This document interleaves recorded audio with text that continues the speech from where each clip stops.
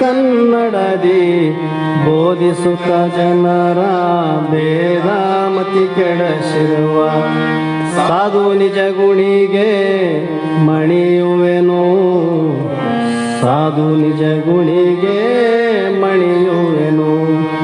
ನಿಜವನ್ನರಹಿಸುವ ಶ್ರೀ ನಿಜ ಗುಣಿಯ ಗ್ರಂಥವನು ನಿಜವಾಗಿ ಬೇಡಿ ನಿಜದೋಣ ಮುಳುಗಿಸುವ ಸುಜನರಿಗೆ ನಿತ್ಯ ನಮಿಸುವೆನು, ಸುಜನರಿಗೆ ನಿತ್ಯ ನಮಿಸುವೆನು. ಬದ್ಧ ಜೀವನಿಗೆಲ್ಲ ಅದ್ವೈತ ಬೋಧಾಗಿ ಸುತ್ತರನ್ನಾಗಿ ಕೈದ ಶ್ರೀ ಜಡಿಸಿದ್ದ ಸಿದ್ಧರುಣರಿಗೆ ನಗನಂತೆ, ಸಿದ್ಧರುಣರಿಗೆ ನಗನಂತೆ. ಬಾಳ ಬಲ ವೇದಾಂತಕ್ಕೆ ಸರಿ ಬಾಳ ಗರ್ಜನೆ ಕೇಳತನಕ ಬಾಳ ತಲಿರ್ಪವೇ ಶಾಸ್ತ್ರವೆಂಬುವನರಿಗಳು. ಬಾಳ ಶಕ್ತಿಯ ಶಿವ ಗರ್ಜನೆ ಬಾಳ ಕೇಳಿದ ಬಳಿಕ ಕೂಗವು ಬಾಳ ಕೇಳಲು ಬೇಕು ವೇದಾಂತೆಂಬ ಶಾಸ್ತ್ರವನ್ನು.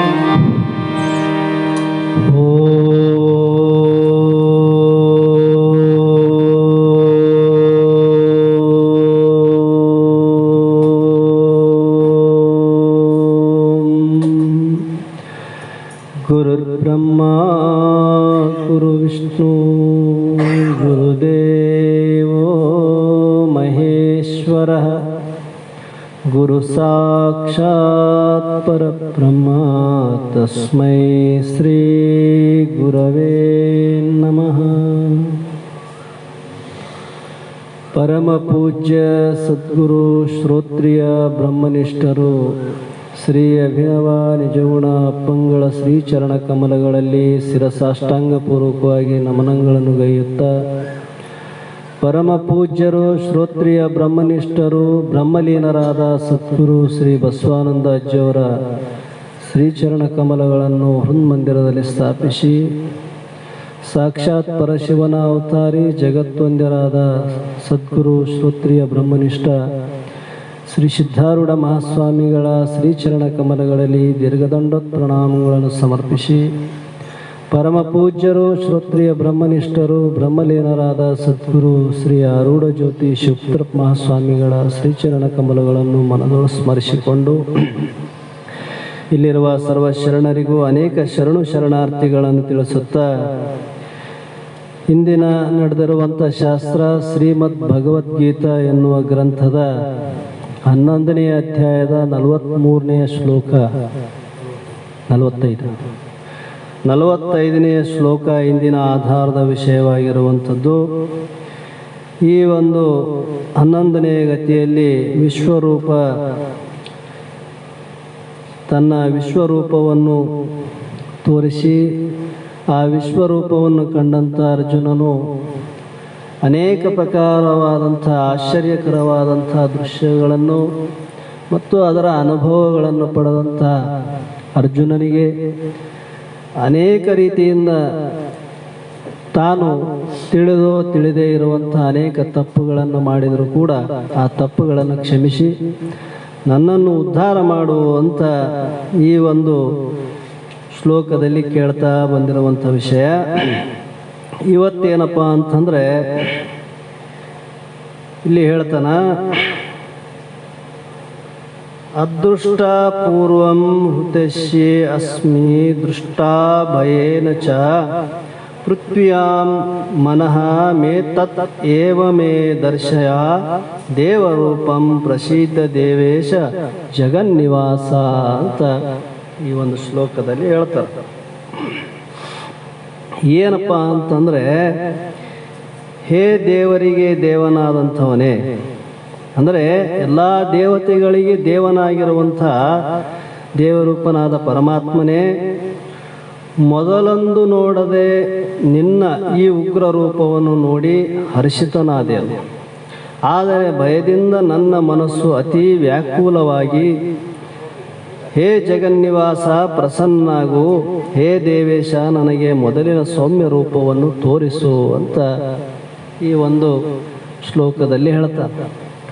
ಅಂದರೆ ವಿರಾಟ ರೂಪವನ್ನು ನೋಡಿದಂಥ ಅರ್ಜುನ ಅಲ್ಲಿರುವಂಥ ಕೆಲವು ಭಯಂಕರವಾದಂಥ ರೂಪವನ್ನು ನೋಡಿದಾಗ ಭಯಭೀತನಾಗಿ ತನ್ನ ಪೂರ್ವದಲ್ಲಿ ಇರುವಂಥ ಪ್ರಸನ್ನ ರೂಪ ಅಂದರೆ ಯಾವುದು ಪೂರ್ವ ರೂಪವನ್ನು ನನಗೆ ತೋರಿಸು, ನನ್ನನ್ನು ಆ ಪೂರ್ವದ ಸ್ಥಿತಿಯಲ್ಲಿ ಇರುವಂಥ ನಿನ್ನ ನಿಜವಾದ ರೂಪವನ್ನು ತೋರಿಸಿ ನನ್ನ ಮೇಲೆ ಕೃಪೆಯನ್ನು ಮಾಡು ಇದು ಅಂತ ಇಲ್ಲಿ ಅರ್ಜುನ ಕೇಳ್ತಾ ಬಂದ.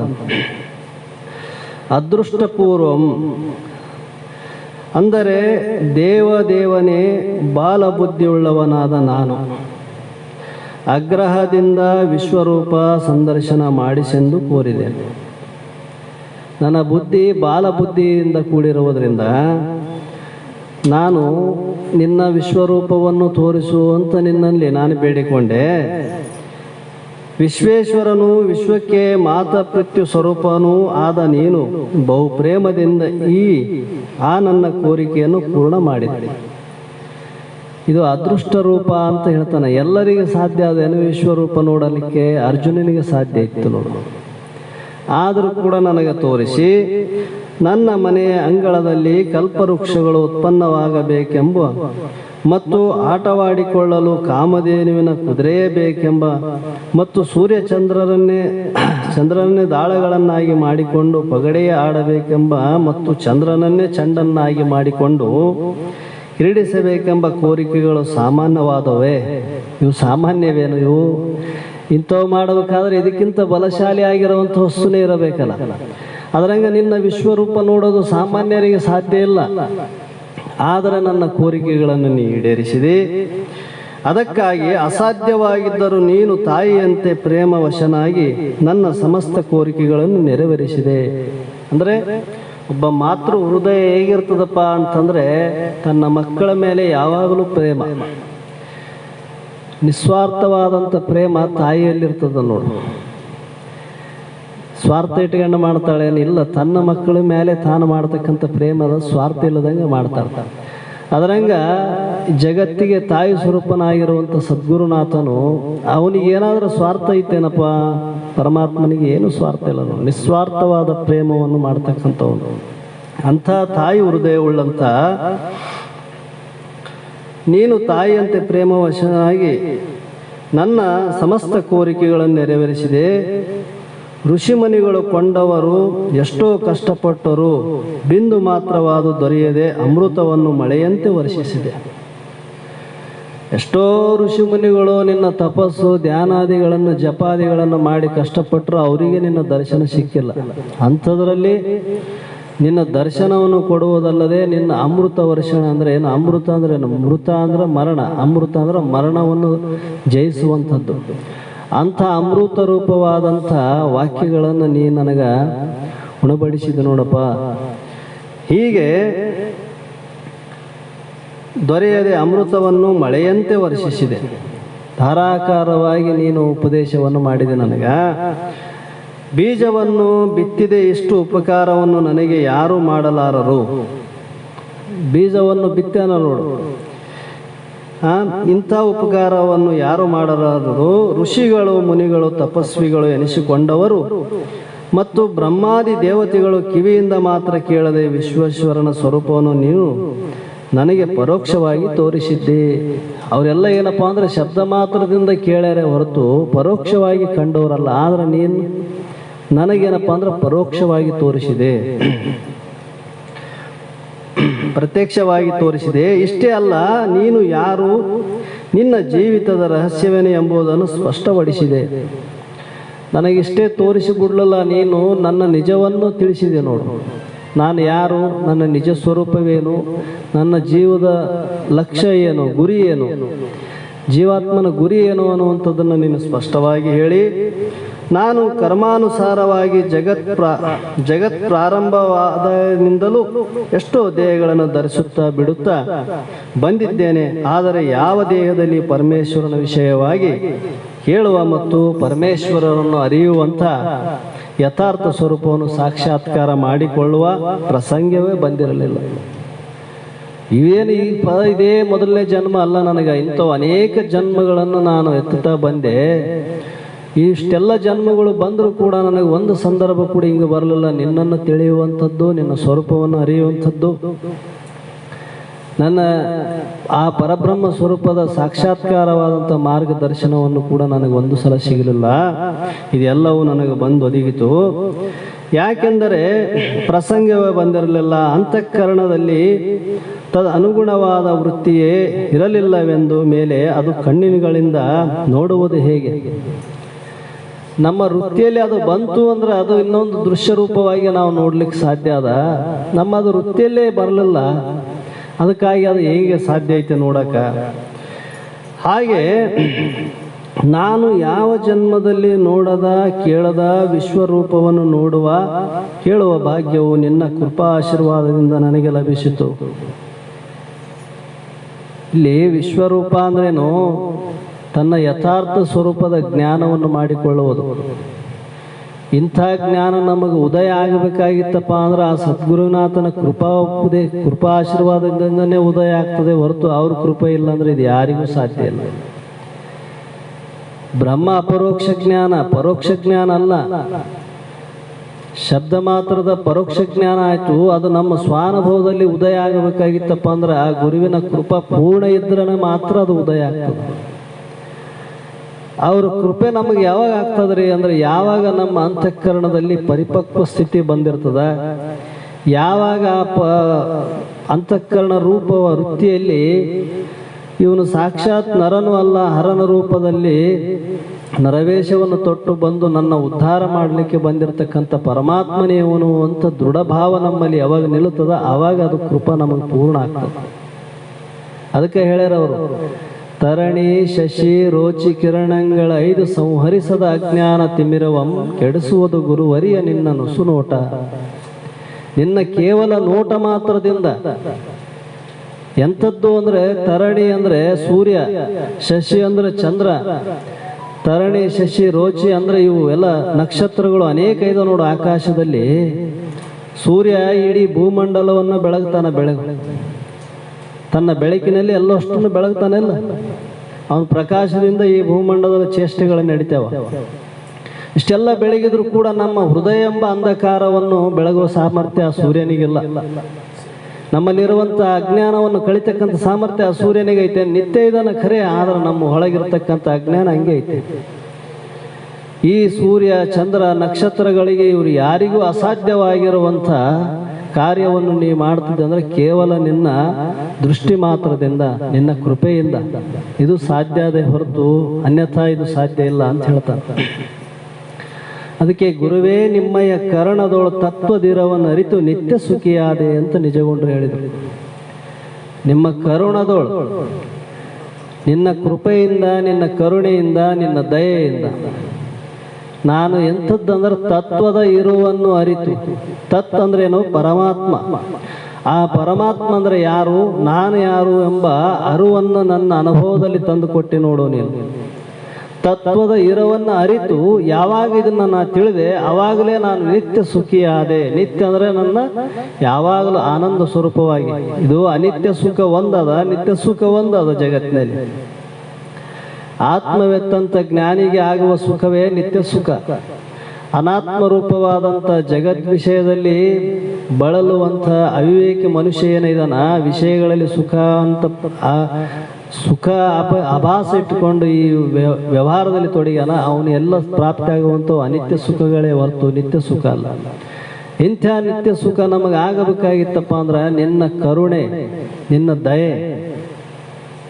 ಬಹಳ ಬಹಳ ಕಲ್ತೀವಿ ಖರೆ, ಬಹಳ ತಿಳಿದೀವಿ. ಅವನು ಗುರುವಿನ ಕೃಪಾ ನಮಗೆ ಆಗಲಿಲ್ಲಪ್ಪ ಅಂದ್ರೆ ಅದು ಏನು ಪ್ರಯೋಜನ ಇಲ್ಲ ಅಂದ್ರೆ ಅವರು ಷಡಂಗಾದಿವೇದೋ ಮುಖೇ ಶಾಸ್ತ್ರವಿದ್ಯೆ ಕವಿತ್ವಾದಿ ಗದ್ಯಂ ಸುಪದ್ಯಂ ಕರೋತಿ ಗುರುರಂಗ್ರಿ ಪತ್ನೆ ಮನಚ್ಚೇನ ಲಗ್ನಂ ತತಕ್ಕಿಂ ತತಕ್ಕಿಂ ತತಕ್ಕಿಂ ತತಕ್ಕಿಂ. 4 ಮಾತಿಗೆ 4 ಸಲ ಹೇಳ್ಯಾರ ಶಂಕರಾಚಾರ್ಯ. ಏನು ಪ್ರಯೋಜನ ಅಂತ ಇದರಿಂದ? ತತಕ್ಕಿಂ ಏನು, ಅದು ಏನಿದ್ರು ಏನು ಪ್ರಯೋಜನ? ಷಡಂಗಾದಿ ವೇದೋ ಅಂತಂದ್ರು, ವೇದಗಳು 4 ವೇದಗಳಿಗೆ 6 ಅಂಗಗಳಿದಾವೆ. ಮನುಷ್ಯನ ಮುಖ ಎಷ್ಟು ಸ್ಪಷ್ಟ ಕಾಣಬೇಕಾದ್ರೆ ಅವು ಕಣ್ಣು, ಕಿವಿ, ಮೂಗು ಇವೆಲ್ಲ ಲಕ್ಷಣ ಇದಾವೆ. ಅದರಂಗ ವೇದಗಳು ತಿಳಿಬೇಕಾಗಿತ್ತಂದ್ರೆ ಅದಕ್ಕೆ ಲಕ್ಷಣಗಳೇ ಇದಾವೆ. 6 ಅಂಗಗಳೇ: ಛಂದಸ್ಸು, ವ್ಯಾಕರಣ, ಜ್ಯೋತಿಷ್ಯ ಅಂತ ಈ ನಿರುಕ್ತಿ ಎಂಬ ಈ 6 ಅಂಗಗಳಿಂದ ತಿಳಿತೇವೆ. ವೇದಗಳನ್ನು ಸ್ವರೂಪವನ್ನು ತಿಳಿತೇವೆ. ಅವು ಒಂದೊಂದು ಅಂಗಗಳು ತಿಳಿಯೋದ್ರಾಗ ಜನ್ಮಗಳು ಹೋಗ್ತಾವ. ಅಷ್ಟು ಸಾಮಾನ್ಯ ಅಲ್ಲ ಅದು. ಅಷ್ಟು 6 ಅಂಗಗಳನ್ನು ನೀ ಅಭ್ಯಾಸ ಮಾಡಿರಬಹುದು. 4 ವೇದಗಳ ಸಾರಾಂಶವನ್ನು ನೀ ತಿಳಿದಿರಬಹುದು. ಏನು ದೊಡ್ಡ ಮಾತಲ್ಲ ಅಂದ್ರು. ಷಡಂಗಾದಿ ವೇದ ಮುಖ್ಯಶಾಸ್ತ್ರ ವಿದ್ಯೆ, ಎಲ್ಲ ವಿದ್ಯೆಗಳನ್ನ ಚತುರ್ದಶ ವಿದ್ಯೆಗಳು ಅಂತ ಬರ್ಕೊಂಬಂದರ ನಿಜಗೊಂಡ್ರು. ಇದರಲ್ಲಿ ವೇದಾಂತ ಮೊದಲು ಮಾಡಿಕೊಂಡು ಆಯಾ ಮತಾನುಸಾರವಾಗಿ ಎಲ್ಲ ವಿದ್ಯೆಗಳನ್ನು ನೀ ಕಲ್ತಿರಬಹುದು. ಏನು ದೊಡ್ಡದಲ್ಲ. ಎಲ್ಲ ಕಂಠಪಾಠ ಮಾಡಿದ್ದಿಲ್ಲ ಅಂತಿಲ್ಲ. ಚತುರ್ದಶ ವಿದ್ಯೆಗಳನ್ನು ಕಂಠಪಾಠ ಮಾಡಿದ್ದಾಗೂ ಕೂಡ ಮುಖ್ಯಶಾಸ್ತ್ರ ವಿದ್ಯೆ ಕವಿತ್ವಾದಿ ಗದ್ಯಂ. ಇನ್ನು ಕೆಲವರು ಕವಿತೆಯನ್ನು ಬರೀತಾರ, ಛಂದಸ್ಸು ವ್ಯಾಕರಣ ಪ್ರಕಾರವಾಗಿ ಬರೀತಾರ.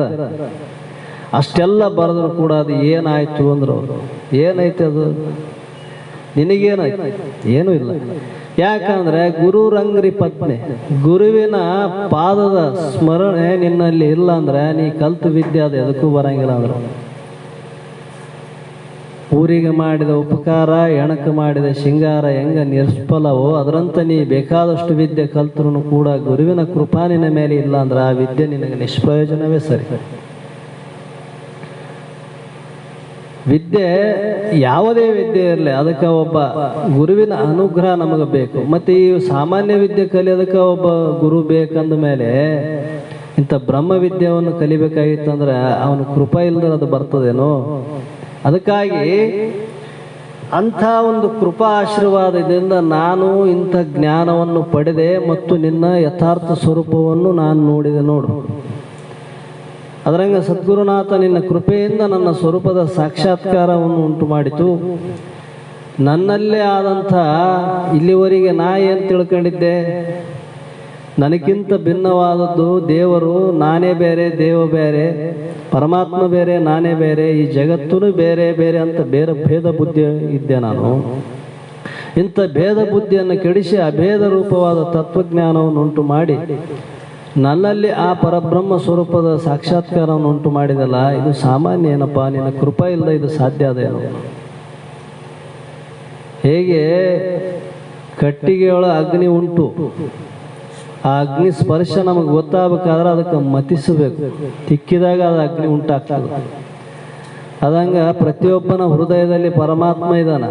ಅದು ಯಾಕೆ ಅನುಭವಕ್ಕೆ ಬರಂಗಿಲ್ಲ ಅಂದ್ರೆ ಅದಕ್ಕೆ ಸದ್ಗುರುನಾಥನು ಶಾಸ್ತ್ರ ಎಂಬ ಘರ್ಷಣೆ ಕೊಟ್ಟಾಗ ಅದು ಉದಯ ಆಗ್ತದೆ ಹೊರತು ಅಲ್ಲಿವರೆಗೆ ಯಾರಿಗೂ ಉದಯ ಆಗಲ್ಲ. ಅದಕ್ಕಾಗಿ ಇಲ್ಲಿ ಏನು ಹೇಳ್ತಾನಂದ್ರೆ ಅವನ ಕೃಪೆಯಿಂದ ನನಗೇನಪ್ಪ ಅಂದ್ರೆ ನಿನ್ನ ಕೃಪೆಯಿಂದ ತಿಳಿಯಿತು. ಮತ್ತೆ ಈಗ ನಿನ್ನ ದಯೆಯಿಂದ ಲಭಿಸಿತು, ನಾನು ಕೃತಕೃತ್ಯನಾದೇನು. ಕೃತಕೃತ್ಯ ಅಂದ್ರೆ ಏನು? ಇನ್ನು ಏನೇನು ಮಾಡಬೇಕಾಗಿತ್ತು ಎಲ್ಲ ಮಾಡಿ ನಾನು ಮುಗಿಸಿದೇನು.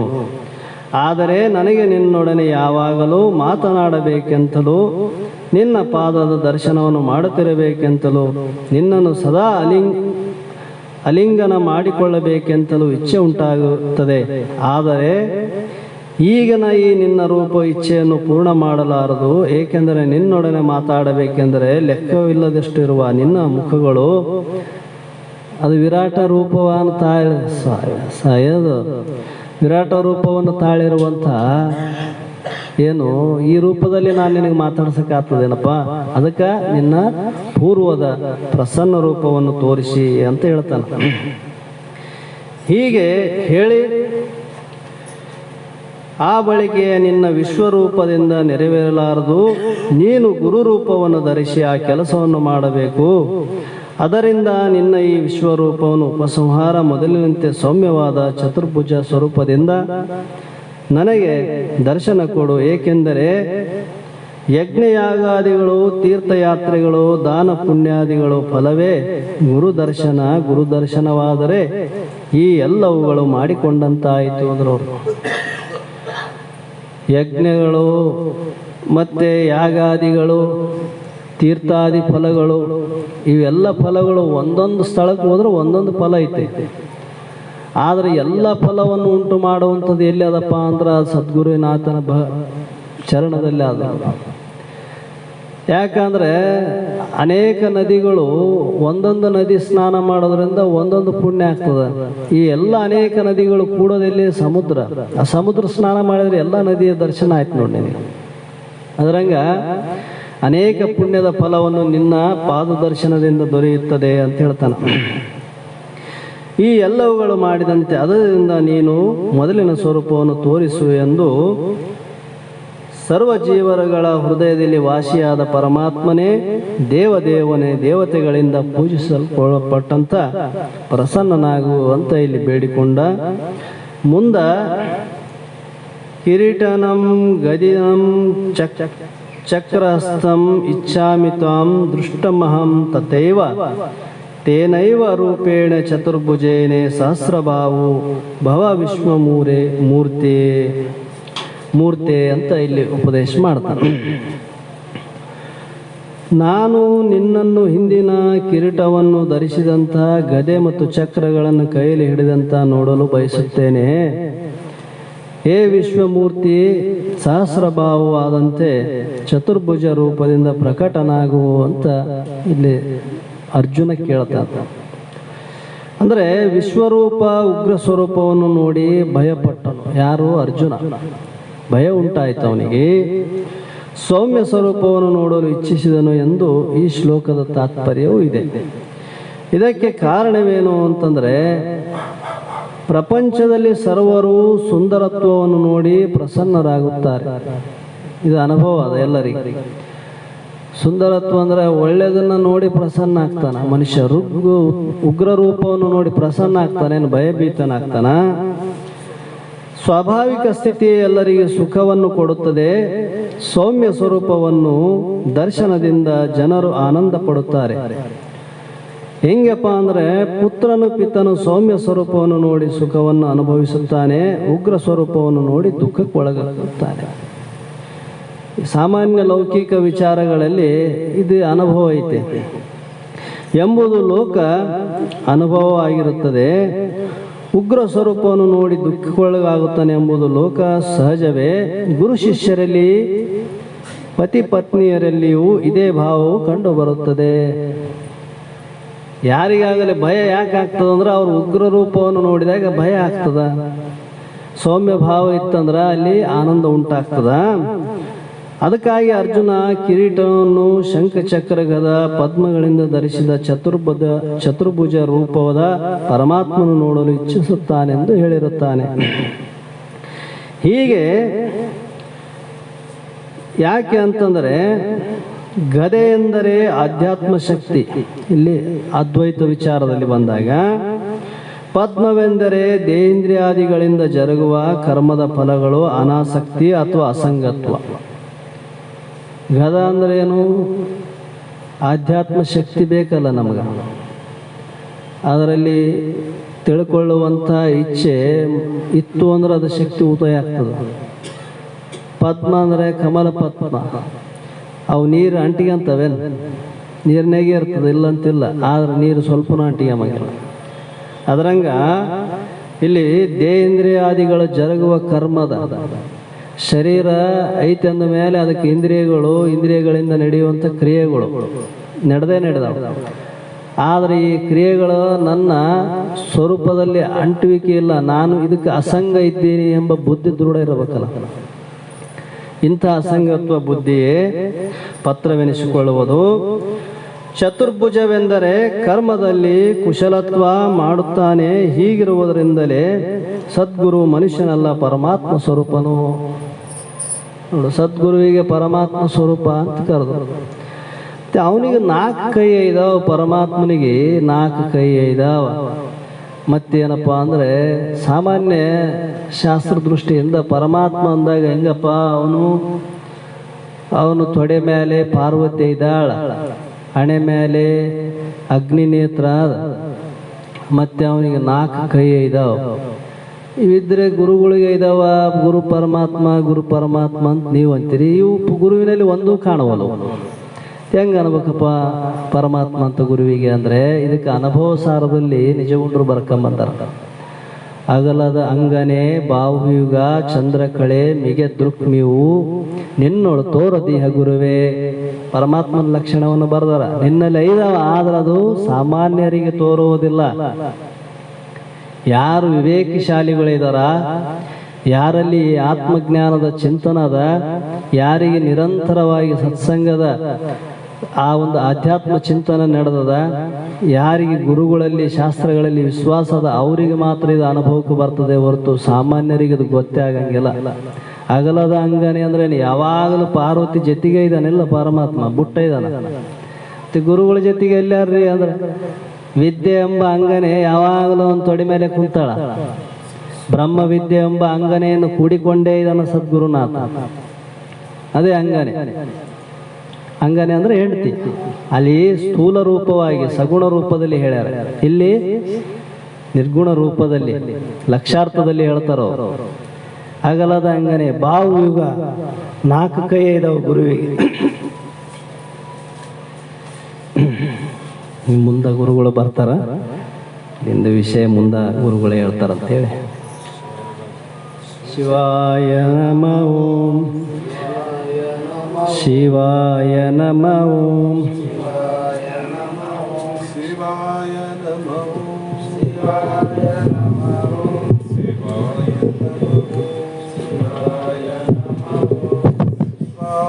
ನಮಃ ಶಿವಾಯ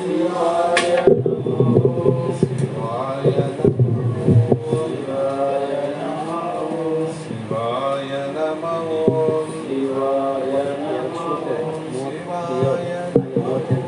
ಶಿವಾಯ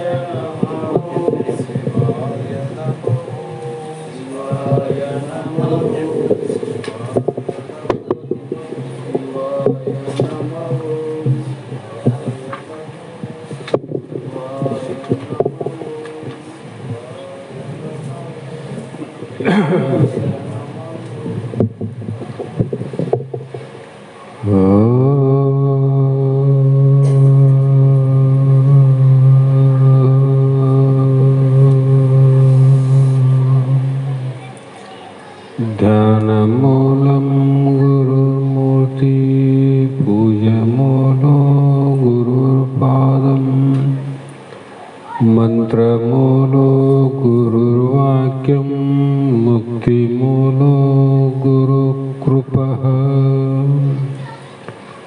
जगदादि जगद्गुरु अद्वैत सार्वभौम ಸದ್ಗುರು ಸಿದ್ಧಾರೂಢ ಮಹಾಸ್ವಾಮಿಗಳ ಶ್ರೀಪಾದ ಪದ್ಮಗಳಿಗೂ, ಆರೂಢ ಜ್ಯೋತಿ ಸದ್ಗುರು ಶಿವಪುತ್ರ ಮಹಾಸ್ವಾಮಿಗಳ ಶ್ರೀಪಾದಗಳಿಗೂ, ಶ್ರೋತ್ರಿಯ ಬ್ರಹ್ಮನಿಷ್ಠ ಬ್ರಹ್ಮಲೀನ ಸದ್ಗುರು ಬಸವಾನಂದರ ಚರಣ ಕಮಲಗಳಿಗೂ ಅನಂತ ದೀರ್ಘ ದಂಡ ಪ್ರಣಾಮಗಳನ್ನು ಸಮರ್ಪಿಸುತ್ತ, ಸದ್ಗುರು ಸಿದ್ಧಲಿಂಗಪ್ಪ ತಾತ ಕಪ್ಪಗಲ್ ಇವರನ್ನು ಮನದೋಳು ಧ್ಯಾನಿಸುತ್ತ, ತಮ್ಮೆಲ್ಲರಿಗೂ ವಂದಿಸುತ್ತ, ಈ ದಿನ ಶ್ರೀಮದ್ ಭಗವದ್ಗೀತಾ ಎನ್ನುವ ಗ್ರಂಥದ 11ನೇ ಅಧ್ಯಾಯದ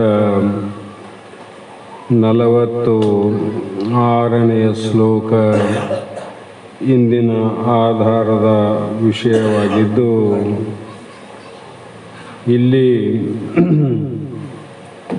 ಗುರುವಿನಲ್ಲಿ ಸಾಕ್ಷಾತ್ ಭರ್ಗೋ ಗುರು ನರಾಕೃತಿ ಎಂದಾಗ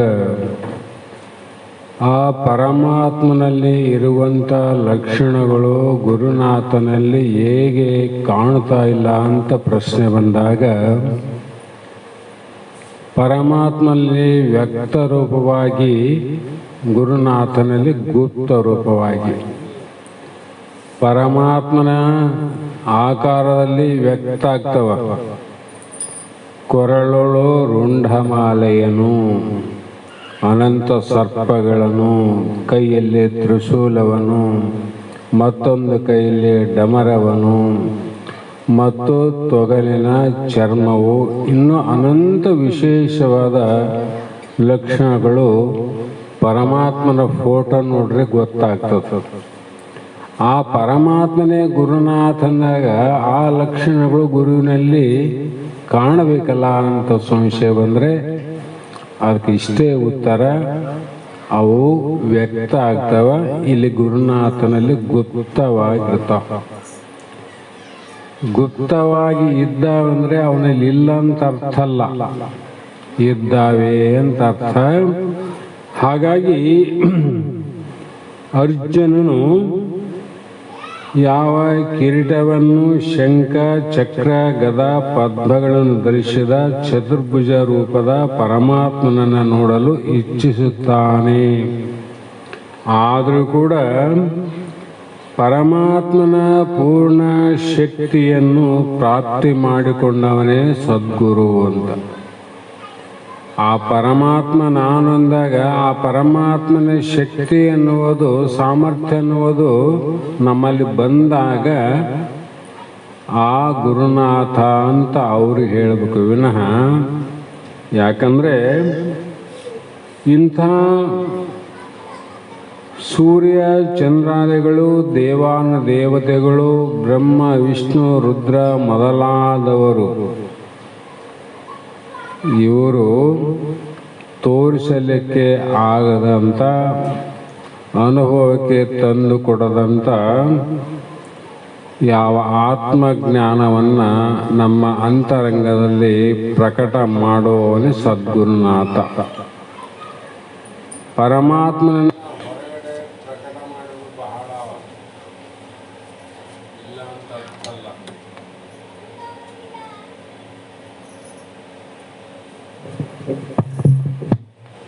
ಆದರೆ ಅಲ್ಲಿ ಇನ್ನೂ ಜಾಗ ಮೊಬೈಲ್ ನಡುವತ್ತು ಆಮೇಲೆ ಮತ್ತೆ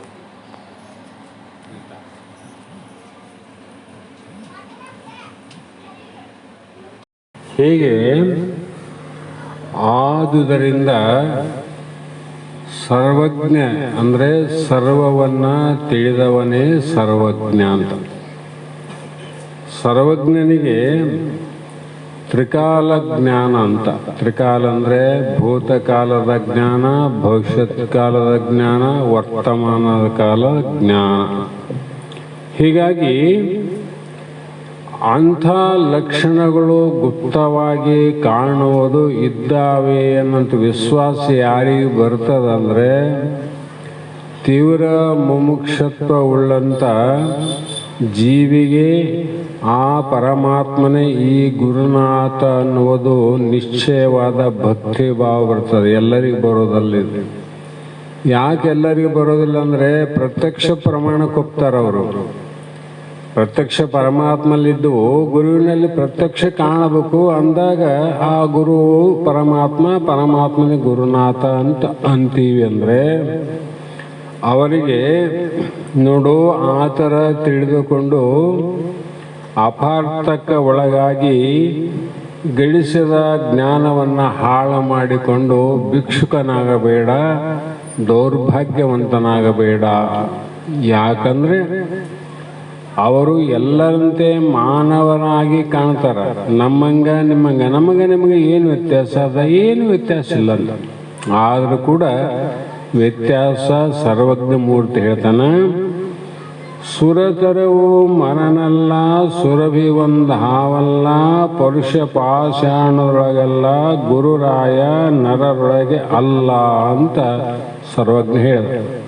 ಇದೊಂದು ಮಾತಿನ ಮೇಲೆ ತಿಳ್ಕೋಬೇಕು ಸ್ಪಷ್ಟ ಉತ್ತರ. ಇದಕ್ಕೆ ಕಲ್ಪವೃಕ್ಷ, ಮರ ಅಂದರೆ ಕಲ್ಪವೃಕ್ಷ ಅಂದ್ರೆ ಒಂದು. ಯಾಕೊಂದಂದರೆ ಮರಗಳು ಈ ಭೂಲೋಕದಲ್ಲಿ ಹೇಗಿದ್ದಾವೋ ಅದೇ ಪ್ರಕಾರವಾಗಿ ದೇವಲೋಕದಲ್ಲಿ ಕಲ್ಪವೃಕ್ಷ, ವೃಕ್ಷ ಅಂದ್ರೆ ಮರ. ನೋಡಲಿಕ್ಕೆ ಎರಡೂ ಒಂದೇ ಕಾಣ್ತಾವ. ಈ ಮರಕ್ಕೂ ಆ ಮರಕ್ಕೂ ವ್ಯತ್ಯಾಸ ಏನಿಲ್ಲ. ಆದರೂ ಕೂಡ ವ್ಯತ್ಯಾಸ ಎಲ್ಲಿ ಅದಂದರೆ, ಈ ಲೋಕದ ಮರಗಳಲ್ಲಿ ಹುಟ್ಟುವಾಗ ಏನು ಅವನೇ ಜಗತ್ತಿಗೆ ಕೊಡುವಂಥ ಶಕ್ತಿ ಆದ ವಿನಃ ಮತ್ತೊಂದು ಕೊಡುವ ಶಕ್ತಿ ಇಲ್ಲ. ಮಾವಿನ ಗಿಡದಲ್ಲಿ ಮಾವಿನ ಹಣ್ಣೇ ವಿನಃ ಅಲ್ಲಿ ಜಂಪಲದ ಹಣ್ಣು ಸಿಗೋದಿಲ್ಲ. ಕಲ್ಪವೃಕ್ಷ ಹಾಗಲ್ಲ. ಆ ಮರದ ಕೆಳಗೆ ಕುಂತು ನೀ ಏನು ಬೇಡ್ತಿದ್ದಿ, ಬೇಡಿದ್ದನ್ನು ಕೊಡುವ ಶಕ್ತಿ ಆದ ಕಲ್ಪವೃಕ್ಷಕ್ಕೆ. ಇದೂ ವೃಕ್ಷ, ಅದೂ ವೃಕ್ಷ. ಆದರೆ ಈ ವೃಕ್ಷಕ್ಕೆ ಬೇಡಿದ್ದನ್ನು ಕೊಡುವ ಶಕ್ತಿ ಸಾಮರ್ಥ್ಯ ಅದೇನೂ ಇಲ್ಲ. ಅದರಂತೆ ನರರೊಳಗೆ, ಜಗತ್ತಿನ ಮಾನವರಲ್ಲಿ ಒಂದೊಂದು ಶಕ್ತಿ ಇದ್ದರೂ ಕೂಡ ಆ ಕಲ್ಪವೃಕ್ಷದ ಸಾಮರ್ಥ್ಯನೇ ಬೇರೆ, ಅದರಂತೆ ಗುರುನಾಥನ ಸಾಮರ್ಥ್ಯವೇ ಬೇರೆ ಅಂತ ಒಂದು ಮಾತು. ಇನ್ನೊಂದು, ಸುರಭಿ ಒಂದಾವಲ್ಲ. ಹಾವಂದ್ರೆ ಈ ಸರ್ಪಕ್ಕಲ್ಲ, ಆಕಳು ಅಂತ ಅರ್ಥ. ಇದು ಕಾಮಧೇನು ಅಂತ ಕರೀತಾರೆ. ಇಲ್ಲಿ ಆಕಳು ಅಂತೀವಿ, ಅಲ್ಲಿ ಕಾಮಧೇನು. ಈ ಲೋಕದಲ್ಲಿ ಇಲ್ಲ ಇವು. ಕಲ್ಪವೃಕ್ಷ, ಕಾಮಧೇನು ನೋಡಬೇಕಾದ್ರೆ ನಾವು ಸ್ವರ್ಗ ಲೋಕಕ್ಕೆ ಹೋಗಿನೇ ನೋಡಬೇಕು ವಿನ ಇಲ್ಲಿ ನೋಡ್ಲಿಕ್ಕೆ ಸಾಧ್ಯ ಇಲ್ಲ. ಅಂದರೆ ಇವನ್ನ ನೋಡಬೇಕು ಅಂದರೆ ಸ್ವರ್ಗ ಲೋಕಕ್ಕೆ ಹೋಗ್ಬೇಕಲ್ಲ. ಸ್ವರ್ಗಕ್ಕೆ ಹೋಗ್ಬೇಕಾದ್ರೆ ಅಷ್ಟು ಪುಣ್ಯವನ್ನು ನೀವು ಮಾಡಿದಾಗ ಸ್ವರ್ಗಕ್ಕೆ ಹೋಗಿ ಬರ್ತದೆ ವಿನ ಸುಮ್ಮನೆ ಹೋಗ್ಲಿಕ್ಕೆ ಬರೋದಿಲ್ಲ. ಆದರೂ ಕೂಡ ತಿಳ್ಕೊ, ಇದು ಹಾಲು ಕೊಡ್ತದ. ಆಕಳು ಹಾಲು ಕೊಡೋದು ಸಹಜ. ಕರುವನ್ನು ಬಿಟ್ಟಾಗ ಹಾಲು ಕೊಡ್ತದ, ಆ ಸಮಯಕ್ಕೆ ಹಾಲು ಕೊಡ್ತದ. ಆದರೆ ಈ ಕಾಮಧೇನು ಅನ್ನುವುದು ಕರುವಿನ ಅವಶ್ಯಕತೆ ಇಲ್ಲದೆ ನೀನು ಯಾವಾಗ ಹಾಲು ಕರಿತಿದ್ದಿ ಆವಾಗೆಲ್ಲ ಹಾಲು ಕೊಡ್ತದೆ ನೋಡ್ರಿ. ಯಾವಾಗನೇ ಕರೀಲಿ. ಅಂದರೆ ಈ ಆಕಳಕ್ಕೂ ಆ ಆಕಳಕ್ಕೂ ವ್ಯತ್ಯಾಸ ಅದಲ್ಲ. ನೋಡುವುದರಲ್ಲಿ ವ್ಯತ್ಯಾಸ ಇಲ್ಲ, ನೋಡುವುದರಲ್ಲಿ ವ್ಯತ್ಯಾಸ ಇಲ್ಲ. ಆದರೆ ಗುಪ್ತವಾಗಿರುವಂಥ ಲಕ್ಷಣದಲ್ಲಿ ವ್ಯತ್ಯಾಸ. ಅದರಂತೆ ಗುರುಗಳಲ್ಲಿ ಗುಪ್ತವಾದ ವ್ಯತ್ಯಾಸ ಇರ್ತಾವಂತೆ ಎರಡನೇ ಮಾತು. ಮತ್ತು ಪುರುಷ ಪಾಷಾಣದೊಳಗಲ್ಲ ಅಂದರು. ಕಬ್ಬಿಣವನ್ನು ಸ್ಪರ್ಶ ಆದ ತಕ್ಷಣ ಬಂಗಾರವನ್ನಾಗಿ ಮಾಡುವ ಪುರುಷವು ನೋಡಲಿಕ್ಕೆ ಕಲ್ಲಿನಂತೆ ಅದು ಕಂಡರೂ ಕೂಡ, ಪುರುಷ ಅಂದ್ರೆ ಒಂದು ಕಲ್ಲು, ಕಲ್ಲಿನಂತೆ ಕಂಡರೂ ಕೂಡ ಅದು ಕಲ್ಲಲ್ಲ. ಎಲ್ಲ ಕಲ್ಲುಗಳು ಕಾಣ್ತಾವಲ್ಲ, ಆ ಕಲ್ಲುಗಳನ್ನು ಒಂದರ ಮೇಲೆ ಒಂದು ಎಷ್ಟೋ ಬೆಟ್ಟದಲ್ಲಿ ನಿಂತಾವ. ಆ ಕಲ್ಲುಗಳಲ್ಲಿ ಬಂಗಾರ ಮಾಡುವ ಶಕ್ತಿ ಇತ್ತಂದ್ರೆ ಎಲ್ಲ ಗುಡ್ಡನೇ ಬಂಗಾರ ಆಗಬೇಕಾಗಿತ್ತಲ್ಲ. ಆದರೆ ಅದರೊಳಗೆ ಒಂದು ಪುರುಷ, ಅದು ಕಬ್ಬಿಣವನ್ನು ಮುಟ್ಟಿದ ತಕ್ಷಣ ಬಂಗಾರ ಮಾಡ್ತದೆ. ಅದರಂತೆ ಆ ಮಹಾತ್ಮರು ನಿನಗೆ ಏನು ಮಾಡ್ತಾರ ಅಂದರೆ, ನರ ಭಾವನೆಯನ್ನು ತೊಡೆದು ಹರನನ್ನಾಗಿ ಮಾಡಬಲ್ಲ, ಮಾನವನನ್ನ ಮಹಾದೇವನನ್ನಾಗಿ ಮಾಡಬಲ್ಲಂಥ ಶಕ್ತಿ ಆ ಕಲ್ಲಿನಲ್ಲಿ ಬಂಗಾರ ಮಾಡುವ ಶಕ್ತಿ ಹೇಗೆ ಉಂಟೋ ಅದರಂತೆ ಎಲ್ಲೋ ಒಬ್ಬ ಗುರುವಿನಲ್ಲಿ ಮಾನವರನ್ನು ಮಹಾದೇವನನ್ನಾಗಿ ಮಾಡಿ ಆತನಿಗೆ ಆನಂದ ಸಂತೋಷವನ್ನು ಉಂಟು ಮಾಡುವ ಶಕ್ತಿ ಅದ. ಹಾಗಾಗಿ ನೀನು ಇದೆಲ್ಲವನ್ನ ತಿಳಿದು ಅರ್ಜುನನು ಸರ್ವ ವಿಧದಿಂದಲೂ, ಆವಾಗ ಗೊತ್ತಾಯಿತು ಎಲ್ಲ ರೀತಿಯಿಂದಲೂ ಆನಂದದಾಯಕನಾದ ಸದ್ಗುರು ರೂಪದಿಂದ ದರ್ಶನ ಕೊಡು ಎಂದು ಬೇಡಿಕೊಂಡ. ನಿನ್ನ ವಿರಾಟ ಸ್ವರೂಪದ ಅವಶ್ಯಕತೆ ಇಲ್ಲ, ಸದ್ಗುರುನಾಥನ ರೂಪದಿಂದನೇ ದರ್ಶನ ಕೊಡು. ನಿನ್ನೆನೇ ಹೇಳಿ ನಾನು, ಆ ರುಂಡಮಾಲೆ, ಸರ್ಪ, ತ್ರಿಶೂಲ ಅವೆಲ್ಲ ಹಿಡ್ಕೊಂಡು ಈ ಧರೆಗೆ ಪರಮಾತ್ಮ ಬಂದರೆ ಎಲ್ಲರೂ ಓಡಿ ಹೋಗ್ತೀವಿ ನಾವು. ಅದಕ್ಕೆ ಈ ರೂಪ ಬೇಡ, ಗುಪ್ತವಾದ ರೂಪ ಏನದ ಅದೇ ಕೊಡೋದು. ಯಾಕಂದರೆ ಇದು ಮೊದಲೇ ಪಾರಮಾರ್ಥ ಅನ್ನುವಂಥದ್ದು, ಮೋಕ್ಷ ಅನ್ನುವಂಥದ್ದು ಬಹಳ ಗುಪ್ತವಾದ ಗೂಢವಾದ ವಿಷಯ. ಯಾಕಂದರೆ ಇದು ಯಾವ ವೇದ, ಆಗಮ, ಉಪನಿಷತ್ತು, ಪುರಾಣ, ಮಹಾಭಾರತ ಮೊದಲುಗೊಂಡು ಎಲ್ಲರಲ್ಲಿ ಅನಂತ ಶ್ಲೋಕಗಳನ್ನು ಹೇಳ್ತಾ ಬಂದರು. ಆದರೆ ಯಾವ ಗ್ರಂಥಗಳಲ್ಲಿ ನಮಃಶಿವಾಯ ಅನ್ನುವಂಥ ಮಾತು ಪ್ರಕಟ ಮಾಡಿಲ್ಲ. ನಿನ್ನೆಲ್ಲ ಆದಂತ ಹೇಳ್ಯಾರ, ಹೌದಿಲ್ಲ? ಆ ನಮಃಶಿವಾಯ ಅನ್ನುವಂಥದ್ದು ಮಂತ್ರದ ಅರ್ಥ ಎಲ್ಲಿ ಅದಂದರೆ ಅದು ಏಕೈಕ ಗುರುನಾಥನಲ್ಲಿ ಅರ್ಥ ಅದವಿನ ಗ್ರಂಥದಲ್ಲಿ ಅಕ್ಷರ ಅವಷ್ಟೆ. ಅರ್ಥನೂ ಇಲ್ಲದ ಗುರುವಿನೆಲ್ಲ. ಆಮೇಲೆ ಈ ವಿಶ್ವವೆಲ್ಲವೂ ನಿನ್ನ ರೂಪವೇ, ಈ ಜಗತ್ತು ಏನಾದ ಭಗವಂತ ಎಲ್ಲವೂ ನಿನ್ನ ರೂಪನೇ ಆದ ನೋಡ್ರಿ. ಅಣುರೇಣು ತೃಣಕಾಷ್ಟದಲ್ಲಿ ಪರಿಪೂರ್ಣನಾಗಿ ನೀ ನಿರ್ಪನೆಂದೇ ನಾನು ನಮಸ್ಕರಿಸುವನಯ್ಯ ಅಂತರ ಮಹಾತ್ಮರು. ಎಲೆ ಚಿಗುರುತ್ತದ, ಕಾಯಿ ಬಲಿತದ, ಹಣ್ಣಾಗ್ತದ, ಇವೆಲ್ಲ ಯಾರ ಶಕ್ತಿಯಿಂದ ಅಂದರೆ ಭಗವಂತ ನಿನ್ನ ಶಕ್ತಿಯಿಂದ. ಅದಕ್ಕಾಗಿ ಆದರೂ ನಿನ್ನನ್ನು ಮನುಷ್ಯ ರೂಪದಿಂದ ನೋಡದಿದ್ದರೆ ನನ್ನ ನೇತ್ರಗಳಿಗೆ ದುಃಖನೇ ಆತದೇನು ಸಂತೋಷ ಆಗೋದಿಲ್ಲ ಅಂತ. ದೇವರುಗಳನ್ನು ಎಲ್ಲರೂ ನೋಡಿ ಬಂದೀವಲ್ಲ, ಇಲ್ಲಂತಲ್ಲ, ನೋಡಬಾರ್ದಂತ ಅರ್ಥ ಅಲ್ಲ, ನೋಡಿ. ಕೆಲವು ದೇವಸ್ಥಾನಕ್ಕೆ ಹೋಗಿ ಕೆಲವು ಮೂರ್ತಿಯ ದರ್ಶನವನ್ನು ಮಾಡಿದಾಗ ಕಣ್ಣಿಗೆ ಏನೋ ಒಂದು ಥರ ಸಂತೋಷ ಆಗ್ತದೆ, ನೋಡಿದಾಗ ಆನಂದ ಆಗ್ತದಿಲ್ಲ. ಆದರೆ ಈ ಗುರುನಾಥನನ್ನು ನೋಡಿದಾಗ ಪ್ರತ್ಯಕ್ಷ ನಿನ್ನನ್ನು ನನ್ನ ಕಣ್ಣಿನಿಂದ ನೋಡಿದಾಗ ನನಗೆ ಬಹಳ ಆನಂದ ಆಗ್ತದ, ಸಂತೋಷ ಆಗ್ತದ. ಅದಕ್ಕಾಗಿ ಅವುಗಳ ಆಸೆಯನ್ನು ನೀನು ಈಡೇರಿಸು. ಈಶನಾಗಿ ಬಂದು ದೇವರಾಗಿ ಬಂದರೆ ನೇತ್ರಗಳಿಗೆ ಆನಂದ ಆಗೋದಿಲ್ಲ. ಪರಿಪೂರ್ಣ ಕಣ್ಣಿಗೆ ಆನಂದ ಆಗಬೇಕಾಗಿತ್ತು ಅಂದರೆ ಅವುಗಳ ಇಚ್ಛೆ ಪೂರ್ಣ ಆಗ ನೋಡ್ರಿ. ಇಚ್ಛೆ ಅಂದರೆ ಆ ಅಪೇಕ್ಷೆ. ಹಾಗಾಗಿ ಆ ನೇತ್ರಗಳು ಯಾವಾಗ ತೃಪ್ತಿ ಆಗ್ತವ, ಸಂತೋಷ ಆಗ್ತವಂದರೆ ಯಾವುದನ್ನು ನೋಡಿದಾಗ ಮತ್ತೊಂದನ್ನು ನೋಡಲಾರದಂತೆ ನನ್ನ ಏನು ಮಾಡಂದ, ಕುರುಡನನ್ನಾಗಿ ಮಾಡಯ್ಯ ತಂದೆ. ಯಾಕೆ ಹೇಳಿದ್ರ ಮಾತು? ನಿನ್ನ ನೋಡಿದಾಗ ಕಣ್ಣಿಗೆ ಮತ್ತೊಂದು ನೋಡಬೇಕನ್ನುವ ಆಶೆಯೇ ಉಳಿದಿಲ್ಲ ಅಂದಮೇಲೆ ಅವು ಕಣ್ಣು ಇಚ್ಛೆ ಹೋಗೋದಿಲ್ಲ ಅಂದಾಗ ಅದರ ಇಚ್ಛೆ ಪೂರ್ಣ ಆಗದಂತ ಅರ್ಥ ಆಯಿತು.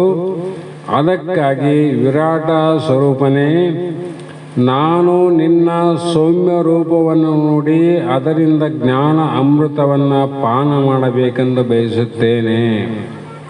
ಹಾಗಾಗಿ ನಾನು ಹಿಂದೆ ಇಲ್ಲಿಯವರೆಗೂ ಅನೇಕ ಮಹಾಪುರುಷರ ವಾಣಿಯಿಂದ ಭಕ್ತನ ಹೃದಯದ ಅಭಿಲಾಷೆಯು ಯಾರಿಂದ ಪೂರ್ಣ ಆಗ್ತದಂದ್ರೆ ಗುರುವಿನಿಂದ ಪೂರ್ಣವಾಗುವುದೆಂದು ಕೇಳಿದ್ದೇನೆ. ಪೂರ್ಣಮದಂ ಪೂರ್ಣಮಿದಂ, ಪೂರ್ಣ ಯಾವಾಗ ಆಗ್ತದ? ದೇವರಿಂದ ಆಗೋದಿಲ್ಲ, ಇದು ಪರಮಾತ್ಮನಿಂದ ಆಗೋದು, ಬೇರೆಯವರಿಂದ ಆಗೋದಿಲ್ಲ ಇದು. ಆ ಕಾರಣ ಅನೇಕ ಮಹಾಪುರುಷರ ವಾಣಿಯಿಂದ ನಾನು ಕೇಳಿನಿ, ಗುರುವಿನಿಂದನೇ ಪೂರ್ಣ ಆಗ್ತದ. ಅರ್ಥಾತ್ ನಮ್ಗೆ ಎಂಥ ಸುಖ ಎಂಥ ಆನಂದ ಬೇಕಾಗ್ಯದ, ಆನಂದ ಆಗಿರಬೇಕು. ಬಂದಂಥ ಆನಂದ ಎಂದು ನಾಶ ಆಗಬಾರದು. ಆ ಆನಂದದಲ್ಲಿ ಮತ್ತೆ ಕಡಿಮೆನೂ ಆಗಬಾರದು, ಮತ್ತು ಆನಂದ ಹೆಚ್ಚೂ ಆಗಿರ್ಬೋದು. ಅಂಥ ಆನಂದವನ್ನೇ ನಾವು ಬಯಸ್ತೀವಲ್ಲ, ಅದೇ ಆನಂದ ಎಲ್ಲರೂ ಬಯಸೋರು. ಆದ್ದರಿಂದ ನನ್ನ ಇಚ್ಛೆಯು ನಿನ್ನಿಂದಲೇ ಪೂರ್ಣವಾಗಬೇಕು. ನನ್ನ ಇಚ್ಛೆ ಪೂರ್ತಿ ಮಾಡುವಂಥವ್ರು ಯಾರಿಲ್ಲ, ಗುರುನಾಥ ನೀನೊಬ್ಬನೇ. ಬಹಳ ಮಂದಿ ಮಹಾಪುರುಷರಿಂದ ಕೇಳೀನಿ, ಅದಕ್ಕಾಗಿ ನಿನ್ನಿಂದಲೇ ನನ್ನನ್ನು ಪೂರ್ಣಗೊಳಿಸು ಹೇ ದಯಾನಿಧಿ ಅಂದರು. ಯಾಕೆ ದಯಾನಿಧಿ ಅಂದರೆ, ದಯಾ ಅಂದರೆ ಕರುಣೆ ಅಂದರೆ ಒಂದೇ. ಗುರುವಿನಲ್ಲಿ ಇದ್ದಷ್ಟು ದಯಾ ಕರುಣೆ ಎನ್ನುವುದು ಮತ್ತಾರಲ್ಲಿಲ್ಲ. ತ್ರೈಮೂರ್ತಿಗಳಲ್ಲಿ ಕೂಡ ಇಂಥ ಕರುಣೆ ಇಲ್ಲ. ಅವರೇ ಏನೇನೋ ಗದ್ದಲಿಗೆ ಬಿದ್ದು ಪುರಾಣ ನೋಡಬೇಕು, ಬ್ರಹ್ಮ ಪುರಾಣ, ವಿಷ್ಣು ಪುರಾಣ, ರುದ್ರ ಪುರಾಣ ಕೇಳಿದ್ರೆ ಗೊತ್ತಾಗ್ತದ ಏನೇನು ಗದ್ದಲಿಗೆ ಬಿದ್ದು ಯಾರಂತವ್ರು. ಮತ್ತು ಅವರಿಗೆ ಪೂರ್ಣ ಆಗಿಲ್ಲ ಅಂತ ಅರ್ಥ ಆಯ್ತಲ್ಲ. ಅದಕ್ಕಾಗಿ ನಿನ್ನಿಂದ ಪೂರ್ಣ ಆಗ್ತದ. ನೀನು ಶಾಂತನಾಗು, ನಿನ್ನ ಉಗ್ರ ರೂಪವನ್ನು ನೋಡಿ ಭಯ ಆಗ್ತದ. ಇವೆಲ್ಲ ತೆಗೆದು ತ್ರಿಶೂಲ ತೆಗಿ, ವಿರಾಟ ಸ್ವರೂಪ ತೆಗಿ, ಕೋರೆಯನ್ನು ತೆಗಿ, ಶಂಖ ಗದ ಕಿರೀಟ ಇವೆಲ್ಲ ತೆಗೆದು ಶಾಂತನಾಗಿ ಧರ್ಮ ಅರ್ಥ ಕಾಮ ಮೋಕ್ಷ ಎಂಬ ಚತುರ್ವಿಧ ಪುರುಷಾರ್ಥಗಳನ್ನು ಕೊಡಬಲ್ಲ 4 ಭುಜಗಳು ಉಳ್ಳ ಸೌಮ್ಯವಾದ ಮನುಷ್ಯ ರೂಪವನ್ನು ತೋರಿಸುವನು. ಇವೇ 4 ಭುಜ ಗುರುವಿಗೆ: ಧರ್ಮ, ಅರ್ಥ, ಕಾಮ ಮತ್ತು ಮೋಕ್ಷ. ಇದರಲ್ಲಿ ಮತ್ತೆ ಮಹಾತ್ಮರು ಅರ್ಥ ಮಾಡ್ತಾರೆ. ದ್ವಿತೀಯ ದ್ವೈತ ದ್ವಿತೀಯ ಭಯಂ ಭವತಿ ಅಂತ ಅದ. 2 ಅನ್ನುವಂಥದ್ದು ಎಲ್ಲಿವರೆಗೆ ಅದ ಅಲ್ಲಿವರೆಗೂ ಭಯ ಅದ, ಅಲ್ಲಿವರೆಗೂ ಭೀತಿ ಆದ ನೋಡ್ರಿ ಅಂದರು. ಇಲ್ಲಿನದ ಧರ್ಮ, ಅರ್ಥ, ಕಾಮ, ಮೋಕ್ಷ 4 ಗುರುವಿನ ಭುಜಗಳು. ಆದರೆ ದ್ವಿತೀಯ ಅಂದಾಗ 2ನೇದು ಆದಂತ ಯಾವಾಗಂತಿ ಅಲ್ಲಿ ಭಯ ಶುರುವಾಯ್ತಂತಾರೆ. ಯಾಕಂದ್ರೆ ಒಬ್ಬ ಪುರುಷನಿಗೆ ತಾಯಿ ಇದ್ಲು, ತಾಯಿಯಲ್ಲಿ ನಿರ್ಭಯ ಮಗನಿಗೆ. ತಾಯಿಯ ಸಮೀಪ ಮಗನಿಗೆ ಭಯ ಅದೇ ಇಲ್ಲ. ಮತ್ತೆ ದ್ವಿತೀಯ 2ನೇ ಹೆಂಡತಿ ಕೈ ಹಿಡಿದಿಲ್ಲ. ಅಲ್ಲೇನು ಶುರುವಾಯಿತು? ಭಯ ಶುರುವಾಯಿತು. ಆ ಕಡೆ ಮಾತು ಕೊಡಬೇಕು, ಈ ಕಡೆ ಮಾತು ಕೊಡಬೇಕು, ಅವ್ರ ಮಾತು ಕೇಳಬೇಕು, ಈಕೆ ಮಾತು ಕೇಳ್ಬೇಕಂತ ಭಯ ಆಯ್ತಿಲ್ಲ. ಯಾವಾಗಾಯ್ತು? ಅದ್ವಿತೀಯದಲ್ಲಿ ಇದ್ದಿಲ್ಲ, ತಾಯಿ ಒಬ್ಬಳೇ ಇದ್ದಾಗ ಇದ್ದಿಲ್ಲ. ದ್ವಿತೀಯ 2 ಆದಾಗ ಭಯ ಆಯ್ತು ನೋಡ್ರಿ. ಸಹಜವಾಗಿವೆಲ್ಲ. ಹಾಗೆ ಇಲ್ಲಿ ನಮಗ 4ರಲ್ಲಿ ಏನು ಮಾಡಬೇಕು ಅಂದರೆ, ಮೊದಲನೆಯದು ಒಂದು ಕೊನೆ, ಮೋಕ್ಷದಲ್ಲಿ ಭಯ ಇಲ್ಲ, ಅರ್ಥದಲ್ಲಿ ಕಾಮದಲ್ಲಿ ಭಯ ನೋಡ್ರಿ. ಸಂಪತ್ತು ಗಳಿಸಿದೆ, ಅಲ್ಲಿ ನಿರ್ಭಯ ಅದು, ಭಯ ಅದು, ಭಯ ಅದ. ಮತ್ತೆ ಕಾಮದಲ್ಲಿ ನಿರ್ಭಯ ಆದೋ ಭಯ ಆದೋ ಅದಕ್ಕೆ ದ್ವಿತೀಯ ಭಯನೇ.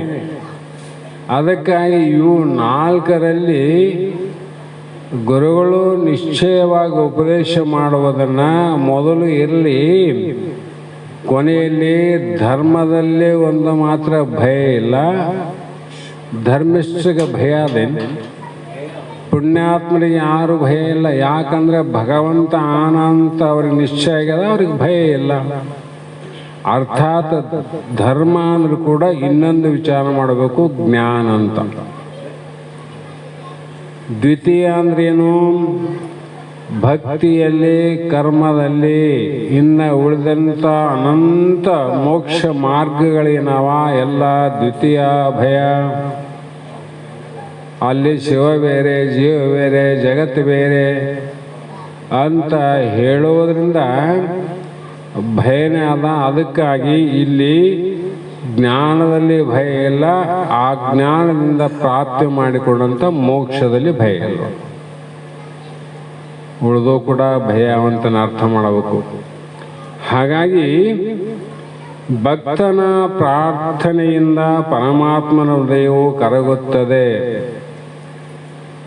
ಪರಮಾತ್ಮನ ಹೃದಯ ಎದರಿಂದ ಕರಗ್ತದ ಅಂದರೆ ಭಕ್ತನ ಬೇಡಿಕೆಯಿಂದ, ಭಕ್ತನ ಪ್ರಾರ್ಥನೆಯಿಂದ. ಅದಕ್ಕಾಗಿ ಗುರುಗಳನ್ನು ಸ್ತುತಿಯನ್ನು ಯಾಕೆ ಮಾಡ್ತವೆ ವೇದಗಳು, ಶಾಸ್ತ್ರಗಳು ಯಾಕೆ ಗುರುವಿನ ಕೊಂಡಾಡ್ತಾವಂದ್ರೆ ಗುರು ಮೆಚ್ಚೋದು ಭಕ್ತಿಗೆ, ಭಕ್ತಿ ಭಾವ ಅನುಕೂಲನೇ ಗುರು ಶಂಭುಲಿಂಗ ಅಲ್ಲಿ ನಿಜಗೊಂಡ್ರು ಹೇಳ್ಯಾರ. ಭಕ್ತಿಗೆ ಒಲಿತನವಿನ ನಿನ್ನ ಹಣಕ್ಕಾಗಲ್ಲ, ನಿನ್ನ ಸಂಪತ್ತಿಗಾಗೆಲ್ಲ, ಇನ್ನೊಂದಕ್ಕೆ ಒಲಿಯುವವನು ಆತ ಪರಮಾತ್ಮನಲ್ಲ. ಅಂದಾಗ ಪರಮಾತ್ಮ ಸ್ವರೂಪ ಆದಂಥ ಗುರುನಾಥನಲ್ಲ. ಅವರ ಭಕ್ತಿಗೆ ಮೆಚ್ಚಬೇಕಂತ. ಎಂಥ ಭಕ್ತಿ ಮಾಡೋರು ಯಾರಲ್ಲ. ಹಾಗಾಗಿ ಅರ್ಜುನನು ಅತಿ ವಿನಯವಾಗಿ ಶ್ರದ್ಧಾವಾನ್ ಲಭತೆ ಜ್ಞಾನ. ಅದಕ್ಕಾಗಿ ವಿನಯವಾಗಿ ಶ್ರದ್ಧೆಯಿಂದ ಮಾಡಿದ ಪ್ರಾರ್ಥನೆಗೆ ಭಗವಂತನ ಮೆಚ್ಚಿ ಪ್ರಸನ್ನನಾಗಿ ಮತ್ತೆ ಮುಂದೆ ತನ್ನ ಸೌಮ್ಯವಾದ ಯಥಾರ್ಥವಾಗಿ ನಾವು ನೀವು ಎಲ್ಲರೂ ಸಾಮಾನ್ಯವಾಗಿ ನೋಡುವ ರೂಪವನ್ನು ತಾಳಿದ. ಬಯಲಾಟದಲ್ಲಿ ಸಿಂಹ ಆಗಿ ಪಾತ್ರ ಮಾಡಿರ್ತಾರೆ, ದೇವಿ ಪಾತ್ರ ಮಾಡ್ತಾರೆ. ಆ ಬಯಲಾಟದಲ್ಲಿ ಆ ದೇವಿಯ ಉಗ್ರ ರೂಪವನ್ನು, ಸಿಂಹವನ್ನು ನೋಡಿದಾಗ ನಮಗೆ ಅದೇ ಸಿಂಹದ ಮೇಲೆ ಕುಂತು ಅದೇ ಪಾತ್ರ ಹಂಗೇ ಇಟ್ಕೊಂಡು ಮನೆಗೆ ಬಂದರೆ ನಮಗೆ ಭಯ ಆಗ್ತದೋ ಇಲ್ಲೋ?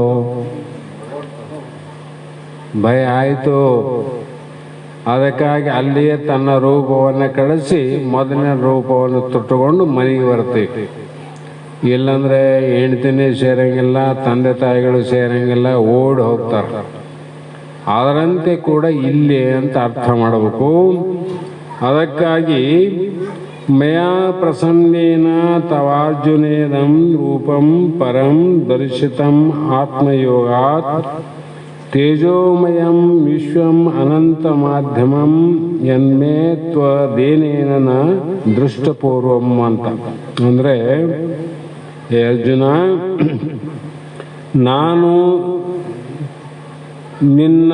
ನಾನು ಕೃಪೆಯಿಂದ ನನ್ನ ಯೋಗ ಶಕ್ತಿಯ ಪ್ರಭಾವದಿಂದ ನನಗೆ ಪರಮ ತೇಜೋಮಯವಾದ ಸರ್ವಕ್ಕೂ ಆದಿಯಾದ ಅನಂತವಾದ ವಿರಾಟ ಸ್ವರೂಪವನ್ನು ತೋರಿಸಿದ್ದೇನೆ. ಅದನ್ನು ನಿನ್ನ ವಿನಃ ಇದಕ್ಕಿಂತ ಮೊದಲು ಯಾರು ನೋಡಿಲ್ಲೋಡು. ನಾ ತೋರಿಸಿನಲ್ಲ, ಅದು ನಿನಗಷ್ಟೇ ತೋರಿಸಿನಿ. ನಿನಗಿಂತ ಮುಂಚೆ ನಾ ಯಾರಿಗೂ ತೋರಿಸಿಲ್ಲ ಅಂದ್ರೆ ವಿಚಾರ ಮಾಡ್ಬೇಕಲ್ಲ. ತೋರಿಸಿದ್ರೆ ಅರ್ಜುನನಂಗ ನೋಡುವ ಶಕ್ತಿ ಉಳ್ಳವರು ಇದ್ದಿಲ್ಲ ಅಂತ ಅರ್ಥ ಮಾಡ್ತದ. ಎಲ್ಲರಿಗೂ ಸಾಧ್ಯ ಅಲ್ಲ. ಹಾಗಾಗಿ ನಿನ್ನಂಥ ವಿವೇಕ ನಾನು ಎಲ್ಲಿಯೂ ನೋಡಲಿಲ್ಲ. ನಿನಗೆ ಮಹತ್ತರವಾದ ಅಲೌಕಿಕವಾದ ವಸ್ತು ದೊರಕಿದ್ದರೂ ಅದರಿಂದ ಆನಂದ ಪಡದೆ ದೇಹೆಯ ಅಭಿಮಾನದಿಂದ ಅಂಜುಬರಕನಾಗಿ ಇಂಥ ಮಾತುಗಳನ್ನು ಆಡಿ ನಿನ್ನ ಅವಿವೇಕವನ್ನು ನೀನೇ ತೋರಿಸುವೆ. ನಿನಗೆ ವಿವೇಕಹೀನನಂತನ ಕೃಷ್ಣ ಭಗವಂತ. ಯಾಕಂದರೆ ಯಾವ ರೂಪವನ್ನು ನೋಡಿದ್ರು ಕೂಡ ಅದು ನನ್ನ ಮೂಲ ಸ್ವರೂಪ ನಿನಗಿನ್ನೂ ಗೊತ್ತಾಗಿಲ್ಲಲ್ಲ, ಅದು ಇನ್ನೂ ನೋಡಿಲ್ಲ ನೀನು. ಅದಕ್ಕಾಗಿ ಜಡವಾದ ಭೌತಿಕ ಭಾಗ್ಯವನ್ನು ಮಾತ್ರ ಅನುಗ್ರಹಿಸಬಲ್ಲೆನು. ಇದುವರೆಗೂ ಯಾರಿಗೂ ಹೇಳಿದ್ದರಿಂದ ನನ್ನ ಅಂತರಂಗದ ಗೂಢ ರಹಸ್ಯವನ್ನು, ನನ್ನ ಯಥಾರ್ಥ ಸ್ವರೂಪವನ್ನು ನೀನು ನನ್ನ ನಿಜ ಭಕ್ತನೆಂದು ತಿಳಿದು ನಿನಗೋಸ್ಕರವಾಗಿ ಬಹಿರಂಗಪಡಿಸುವೆ. ಅದಕ್ಕೆ ಮಹಾತ್ಮರು ಕೇಳಿದಾಗಲೇ ಹೇಳಬಾರದಂದ್ರಲ್ಲ. ಏನು ಹೇಳಬಾರದು? ಬ್ರಹ್ಮವಿದ್ಯೆ. ಮತ್ತು ಇನ್ನೊಂದು ಕಡೆ ಇನ್ನೊಬ್ಬ ಮಾತಾಡನೆ ಕೇಳಿದಾಗಲೇ ಹೇಳಬೇಕು ಬ್ರಹ್ಮವಿದ್ಯೆ ಅಂತ. ಅರ್ಜುನನಂತವನು ಕೇಳಿದಾಗಲೇ ಹೇಳಬೇಕಿಲ್ಲ. ರಣರಂಗ ಅದ, ಯುದ್ಧ ನಡೆದ, ಇದೆಲ್ಲ ಮುಗಿಲಿ, ಆಮೇಲೆ ಭಾಗ ಆಗಲಿ, ಎಲ್ಲ ಮುಗಿದ ಮೇಲೆ ಹೇಳಿದ್ರಂತ ಹೇಳಬಹುದಾಗಿತ್ತಲ್ಲ. ಯಾಕಂದರೆ ಕೇಳಿದಾಗಲೇ ಹೇಳಬೇಕು. ಅದಕ್ಕೆ ಯೋಗ್ಯ ಅಧಿಕಾರಿಯಾಗಿದ್ದ ಅರ್ಜುನ ಅಂಥವರಿಗೆ ಕೇಳಿದಾಗಲೇ ಹೇಳಬೇಕು ಅಂತ ಅರ್ಥ. ನಾನು ನಿಜವಾಗಿಯೂ ನಿನ್ನ ಮೇಲಿರುವ ಪ್ರಸನ್ನತೆ ಎಂಬ ಹುಚ್ಚಿನಿಂದ ಗೂಢ ರಹಸ್ಯ ವಿಶ್ವಮೂರ್ತಿಯನ್ನೇ ಪ್ರತ್ಯಕ್ಷ ರೂಪದಿಂದ ನಿನ್ನ ಎದುರಿಗೆ ನಿಲ್ಲಿಸಿದೆನು. ಯಾಕಂದರೆ ಇಲ್ಲಿಯವರೆಗೂ ಯಾಕೆ ನಿನಗೆ ಹೇಳಬೇಕಾಯ್ತು, ಇದನ್ನು ಯಾಕೆ ಹೇಳಿಲ್ಲ ಅಂದರೆ, ಧರ್ಮ ಉದ್ಧಾರಕ್ಕಾಗಿ ಎಷ್ಟೋ ಅವತಾರಗಳು ಪ್ರಕಟವಾಗಿರುವವು. ಅವೆಲ್ಲವೂ ನನ್ನಿಂದಲೇ ಪ್ರಕಟ ಆಗ್ಯಾವ ನೋಡು ಅಂದ್ರು ಅವರು. ಇದು ಒಂದೇ ಅಲ್ಲ, ಈ ಕೃಷ್ಣ ರೂಪ ಒಂದೇ ಅಲ್ಲ, ದಶ ಅವತಾರಗಳು ಯಾಕೆ ಹುಟ್ಟಿದವು, ಅವತಾರಗಳು ಯಾಕೆ ನಡೆದವು ಅಂದರೆ ಧರ್ಮ ಉದ್ಧಾರಕ್ಕಾಗಿ.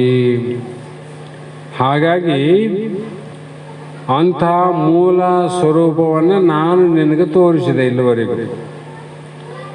ಆ ನನ್ನ ಮೂಲ ಸ್ವರೂಪವು ತೇಜೋಮಯವಾಗಿಯೂ ಶುದ್ಧವಾಗಿ ಅನಂತವಾಗಿ ನಿಶ್ಚಲವಾಗಿಯೂ ಮತ್ತು ಸರ್ವಕ್ಕೂ ಮೂಲ ಬೀಜವಾಗಿಯೂ ಇದೆ. ಏಸನ ಶಬ್ದಗಳ ಅರ್ಥ ಮಾಡ್ಕೇರಿ. ಮೂಲ ಬೀಜ ಒಂದು ಹಿಡ್ಕೊಂಡ್ರೆ ಆಯ್ತು ನಾವು. ಮೂಲ ಬೀಜ ಯಾವುದು? ಬ್ರಹ್ಮ ಬೀಜ. ಆದ್ದರಿಂದ ಒಂದು ಮಹತ್ ಭಾಗ ದರ್ಶನವಾಗಿದೆ ಅರ್ಜುನನಿಗೆ. ಈಗ ಉಂಟಾಗಿರುವ ದರ್ಶನವು ಯುದ್ಧವೀಮೆ ಒಂದನೇದ್ದು, ಜೀವ ಎರಡನೇದ್ದು, ಬ್ರಹ್ಮ 3, ಶರಣಾಗತಿ 4, ಜಿಜ್ಞಾಸೆ 5, ದಿವ್ಯ ದೃಷ್ಟಿ 6. ಈ 6 ಯೋಗದಿಂದ ಅರ್ಜುನನು ಪರಮಾತ್ಮನ ಮೂಲ ಸ್ವರೂಪವನ್ನು ಪೂರ್ಣವಾಗಿ ನೋಡಿದನು. ಪೂರ್ಣವಾಗಿ ನೋಡೋಕೆ ಬರ್ತಿಲ್ಲ ಅಂದರೆ ಅದಕ್ಕೇನು ಎಲ್ಲ ಇರಬೇಕಂತ.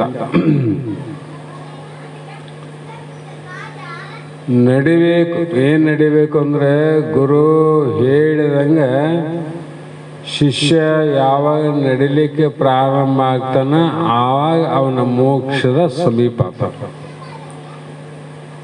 ಕೆಲವರಿಗೆ ಅಪೇಕ್ಷೆ ಆಗಲ್ಲ. ಊರಿಗೆ ಹೋಗ್ಬೇಕಂತ ಒಬ್ಬನು ಗಿಡದ ಕೆಳಗೆ ಕುಂತ ಬಸ್ ಸ್ಟ್ಯಾಂಡಿಗೆ. ಎಲ್ಲಿಗೆ ಹೋಗ್ಬೇಕಂದ? ಮೈಹೂರು ನಗರ ಅಂದ. ಈಗ ಈ ಬಸ್ ಬರ್ತದಲ್ಲ, ಇಲ್ಲಿಂದ ಒಂದು 70 ಕಿಲೋಮೀಟ್ರ್ ಹೋಗ್ಬಿಡು, ಮೈಹೂರು ನಗರ ಬರ್ತಂದ. ಆಯ್ತು ಅಂತ ಕೇಳಿದ. ಅಲ್ಲೇ ಕುಂತ ಮೈಹೂರು ನಗರ ಬಸ್ ಒಯ್ದು ಮತ್ತೆ ಒಂದು ತಾಸು ಬಿಟ್ಟು ಮತ್ತೆ ಇನ್ನೊಬ್ರು ಬಂದರು. ಅದನ್ನ ಕೇಳಿದ, ಅಲ್ಲಪ್ಪ ಯಜಮಾನ ಮೈಹೂರು ನಗರ ಎಷ್ಟು ದೂರ ಅದ, ಹೆಂಗೆ ಹೋಗ್ಬೇಕಂದ. ಆತನು ಕೂಡ ಮೊದಲು ಈತ ಏನು ಹೇಳ್ದ ಅದನ್ನೇ ಹೇಳ್ದ. ಆಯ್ತಂದ, ಮತ್ತೆ ಗಿಡದ ನಳಿಗೆ ಕುಂತ. ಮತ್ತೆ ಇನ್ನೊಬ್ಬನು ಬಂದ, ಅದನ್ನೇ ಕೇಳಿದ. ಕೇಳಲಿಲ್ಲ. ಮತ್ತು ಮೈಮನಗರ ಬಂತೇನು? ನಡೆದೇ ಇಲ್ಲಲ್ಲ. ನಡೆದ್ರೆ ಮೈಮನಗರ ಬರ್ತದ. ಅದಕ್ಕಾಗಿ ಆ ಊರಿಗೆ ಹೋಗ್ಬೇಕಾದ್ರೆ ಹೆಂಗ ನಡಿಬೇಕು, ಇಲ್ಲಿ ಮುಕ್ತಿಯನ್ನು ಪಡಿಬೇಕಾಗಿತ್ತಂದ್ರೆ ಅಷ್ಟೇ ಶ್ರದ್ಧೆಯನ್ನು ಇಡಬೇಕಲ್ಲಿ. ಅಲ್ಲಿ ನಡೆದಾದ, ಇಲ್ಲಿ ವಿಶ್ವಾಸ ಇಡದಾದ. ಅದಕ್ಕೆ ಗುರುಗಳ ಮೇಲಿಂದ ಮೇಲೆ ಹೇಳ್ತಿದ್ರು, ನಂಬಿಕೆ ಇಲ್ಲದ ಶಾಸ್ತ್ರ, ಗಂಟಿಲ್ಲದ ಹೊಲಿಗೆ ಅಂತ. ಸೂಜಿ ತಗೊಂಡ ಕೌದಿ ಹೊಲ್ದಾಳ ಹೆಣ್ಮಗಳು ಬೆಳಗ್ಗೆಲಿಂದ ಸಾಯಂಕಾಲದ ಹೊಲ್ದಾಳ ಈ ಕಡೆಯಿಂದ ಆ ಕಡೆ ಮುಟ್ಟಾಳ. ಇನ್ನೇನು ಕತ್ಲಾಯ್ತು,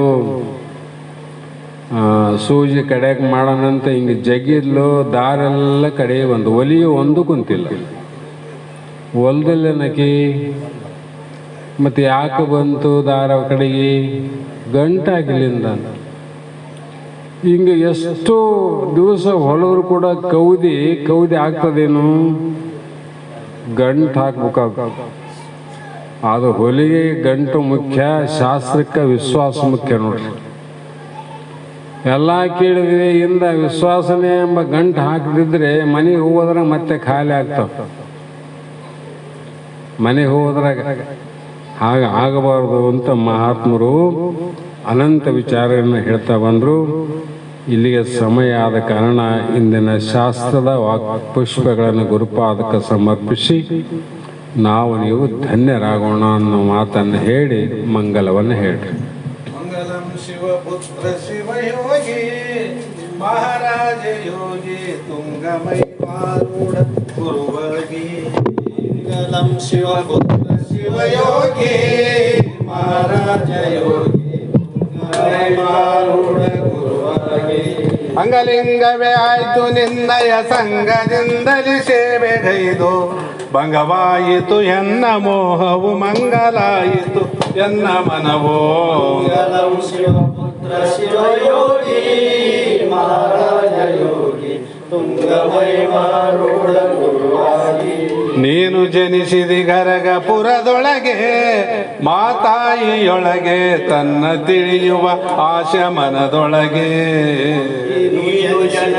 ಗರಗಪುರದೊಳಗೆ ಮಾತಾಯಿಯೊಳಗೆ ತನ್ನ ತಿಳಿಯುವ ಆಶೆ ಮನದೊಳಗೆ. ಮನದ ಮೈಲಿಗೆ ಕಳೆದು ಹೋಗಲು ನಾನು ಎನ್ನುವ ಅರ್ಥವರಿಯಲು, ಭಾನುಕರದಿ ಒಳೆವ ಸದ್ಗುರು ಸಿದ್ಧ ಗುರುವಿನ ಪಾದ ಪಿಡಿದೆ. ಮಂಗಲಂ ಶಿವಪುತ್ರ ಶಿವಯೋಗಿ ಮಹಾರಾಜ ಯೋಗಿ ತುಂಗಮೈವಾರೂಢ ಗುರುವಾಗಿ. ಬ್ರಹ್ಮನಿರುವನು ಜಗದ ತುಂಬೆಲ್ಲ, ಅವನಿಲ್ಲದಿಲ್ಲ ಅಮ್ಮುನಳಿಯದೆ ತಿಳಿಯ ಕಳವಲ್ಲ.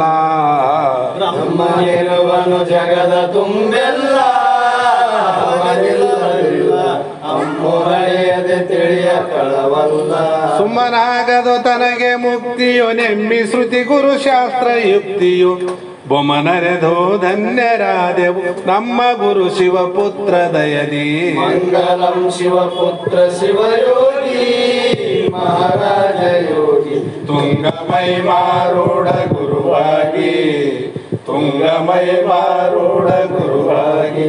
ಮನಮೋಂ ಚೈತನ್ಯಂ ಶಾಶ್ವತಂ ಶಾಂತಂ ವ್ಯೋಮಾತೀತಂ ನಿರಂಜನಂ ನಾದಬಿಂದುಕಲಾತೀತಂ ತಸ್ಮೈ ಶ್ರೀ ಗುರವೇ ನಮಃ. श्रीमज्जगद्गुरु सिद्धार्थ महाराज की जय. श्री सद्गुरु शिवपुत्र स्वामी महाराज की जय. श्री सद्गुरु बसवानंद स्वामी महाराज की जय. श्री सद्गुरु अभिनव महाराज की जय. सकल साधु संत महाराज की जय. जय मंगलम जय नमः पार्वतीश्वर महादेव.